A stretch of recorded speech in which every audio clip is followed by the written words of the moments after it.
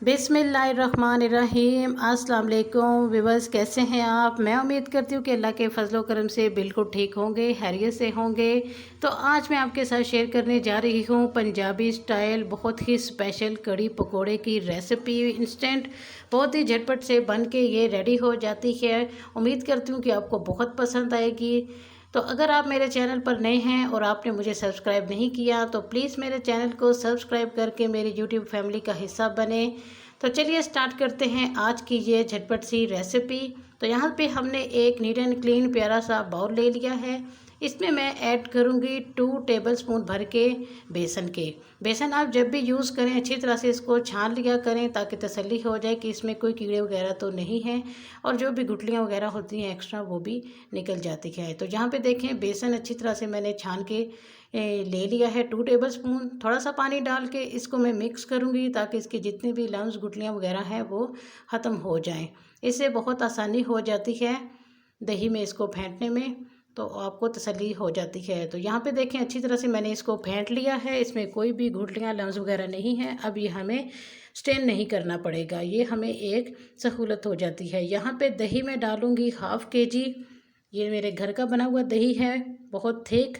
तो यहाँ पे देखें विस्क की मदद से इसको मैं ब्लेंड करूँगी। अगर आप चाहें तो ब्लेंडर में डाल के भी इसको अच्छी तरह से ब्लेंड कर लें, अदरवाइज़ विस्क में भी ये बहुत आसानी से हो जाता है। अच्छी तरह से इसको मैं फेंट लूँगी ताकि इसमें कोई भी गुठली वगैरह ना रखे। अब यहाँ पे मैं 2 कप मेजरमेंट के हिसाब से इसमें पानी डालूँगी। बहुत ज़्यादा मैंने इसमें पानी यूज़ नहीं करना क्योंकि मैंने इसमें बेसन कम डाला है। बहुत ज़्यादा पानी हम डाल देंगे तो हमें ये बहुत पतला हो जाएगा और बहुत ज़्यादा इसको पकाने में हमें टाइम लगेगा। तो ये देखें माशाल्लाह से इसको मैंने अच्छी तरह से फेंट लिया है। ना तो बहुत इसकी कंसिस्टेंसी हमने थिक रखनी है और ना ही हमने इसको बहुत ज़्यादा गाढ़ा रखना है, पतला करना है। तो यहाँ पे देखिए पैन में मैंने 4 टेबलस्पून के करीब ऑयल डाल लिया है। यहाँ पे ऑयल हम बहुत ज़्यादा यूज़ नहीं करेंगे, उसका भी एक रीज़न है, वो बाद में आपको मैं बताऊँगी। कम टाइम में कम ऑयल में ये बन के रेडी हो जाती है हमारी कड़ी। फ्लेम को कर देते हैं ऑन। 1 टीस्पून इसमें मैंने ज़ीरा डाल दिया था। हल्का सा जब वो गर्म हो चुका है तो इसमें मैं 1 टेबलस्पून जो है वो लहसुन का पेस्ट डाल दूँगी। अदरक का पेस्ट हम इसमें नहीं यूज़ करेंगे। यहाँ पे मैंने लहसुन का पेस्ट 1 टेबलस्पून ऐड किया है। अच्छा सा कलर आने तक इसको मैं ब्राउन करूँगी।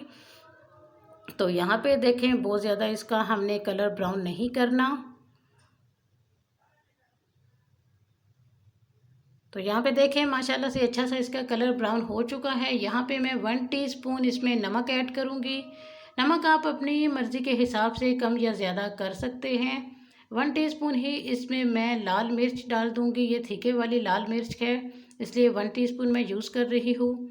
आप अगर ज़्यादा चटपटा पसंद करते हैं तो मिर्च को तेज़ भी कर सकते हैं। थोड़ा सा पानी डाल के इसकी बुनाई कर लेंगे ताकि अच्छी सी हमारे पास ये ग्रेवी टाइप मसाला बन के रेडी हो जाए। तो ये देखें ख़ास पंजाबी स्टाइल में कड़ी जो है वो ऐसे ही तड़के के साथ बनती है।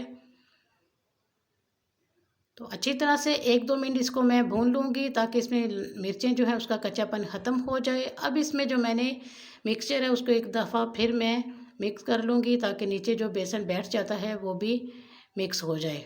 तो थोड़ा थोड़ा करके हम इसमें ये बैटर डालेंगे और साथ साथ चम्मच चलाते जाएंगे। फ्लेम नीचे हमने मीडियम रखी हुई है। तो इस स्टेज पर फ्लेम को हमने देखें हाई कर दिया है और बराबर हम इसमें चम्मच चलाते जाएंगे जब तक कि इसमें एक बॉयल ना आ जाए। तो ये देखें माशाल्लाह से कंटिन्यूसली इसमें मैंने चम्मच चलाया है, अच्छी तरह से इसमें बॉयल आ चुका है। अब इसको पकते हुए तकरीबन 5 मिनट हो चुके हैं। जब इसमें बेसन पक जाएगा तो इसकी बहुत सी प्यारी खुशबू आने लग जाएगी। तो इसका मतलब ये होगा कि ये हमारा अब इसमें बेसन जो है वो पक चुका है।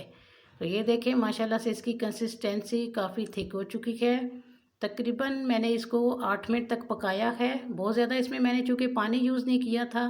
यहाँ पे इस कड़ी में मैं डालूँगी कसूरी मेथी 1 टेबलस्पून हाथ की मदद से क्रश करके। हरा धनिया इसमें नहीं जाएगा। इस कड़ी पकोड़े में जो है वो कसूरी मेथी ही डलती है और बहुत ही अच्छी इसकी खुशबू और फ्लेवर आता है।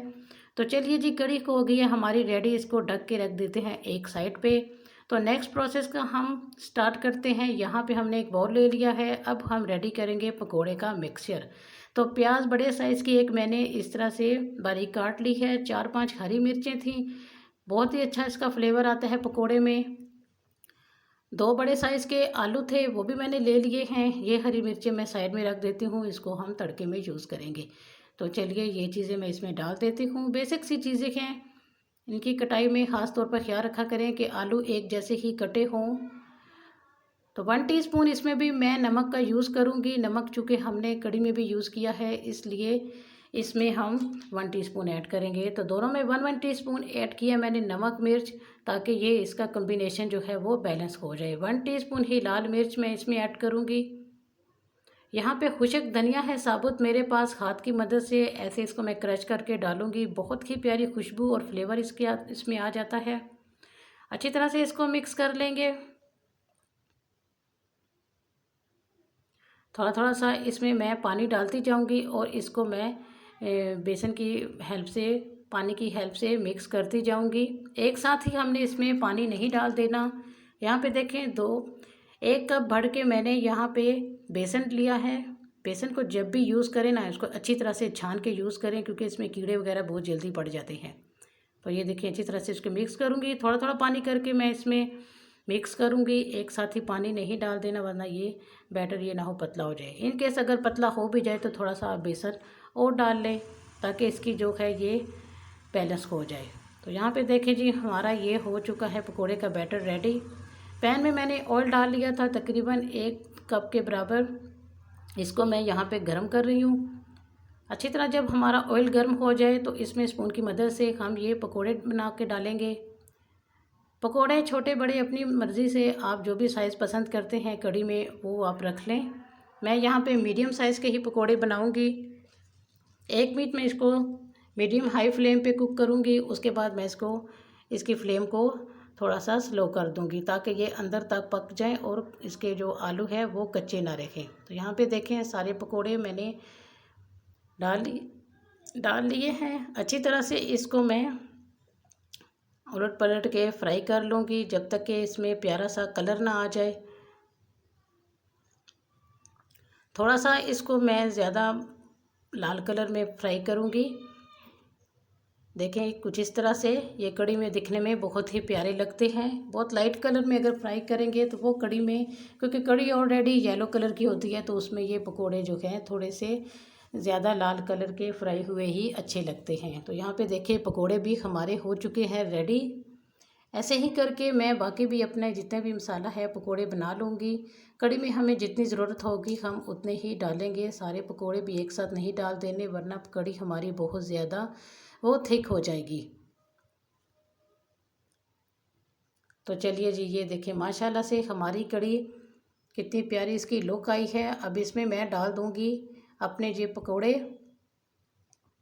जितने आप पसंद करते हैं। एक साथ ही सारे पकोड़े मत डाल दीजिएगा। यहाँ पे मैं बस इतने ही डालूँगी। कढ़ी हमने थोड़ी पतली रखी थी, क्योंकि जब आप ये पकोड़े इसमें थोड़ी देर रहेंगे फूल जाएंगे और कढ़ी हमारी जो है वो थिक हो जाएगी। तो ये देखें माशाल्लाह से बहुत ही परफेक्ट कंसिस्टेंसी है। तो चलिए ये काम भी हो गया कंप्लीट। अब हम रेडी कर लेते हैं इसका एक मज़ेदार सा तड़का। 2 लाल हरी मिर्चें ले ली हैं मैंने, गोल लाल मिर्चें जो हैं वो भी, हरी मिर्चें भी। ये देखें तेज़ पत्ता 1 टीस्पून, यहाँ पे ज़ीरा मैंने ले लिया है। अगर आपके पास गोल लाल मिर्च है तो आप वो भी यूज़ कर सकते हैं। मेरे पास ये बड़ी वाली थी तो मैं ये यूज़ करूँगी, बहुत ही प्यारा फ्लेवर आता है। तो चलिए जी, तड़का हो चुका है हमारा रेडी। इसको भी हम कढ़ी में तड़का लगा देते हैं। तो ये देखें माशाल्लाह से बहुत ही प्यारी खुशबू आ रही है। और क्या ही ये कढ़ी पकोड़ा बन के रेडी हुआ है। इंशाल्लाह आप ट्राई करें, बहुत ही आपको पसंद आएगी और बहुत कम टाइम में ये बन के रेडी हो जाता है। तो ये देखें माशाल्लाह से इसकी लुक देखें कितनी प्यारी आई है। तो झटपट से बिना किसी झंझट के ये बन के रेडी हो जाता है।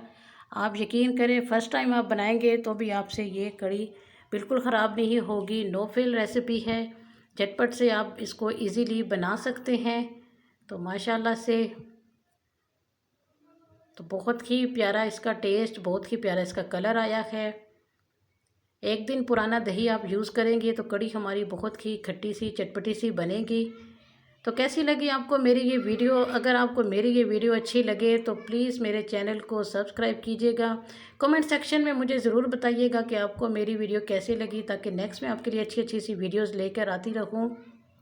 तो ये चेक कर लें, इसकी थिकनेस माशाल्लाह से बिल्कुल परफेक्ट। तंदूर की रोटी के साथ, बॉयल चावल के साथ इसको यूज़ करें, खाएं, बहुत ही टेस्टी लगेगी। तो माशाल्लाह से ये देखें, मैं तो चम्मच के साथ ही खा रही हूँ, वाह बहुत टेस्टी लग रही है। तो पकोड़े भी देखें माशाल्लाह इसमें। तो चलें, मुझे दें इजाज़त, अपना अपने वालिदैन का ख्याल रखिएगा। अल्लाह हाफिज़।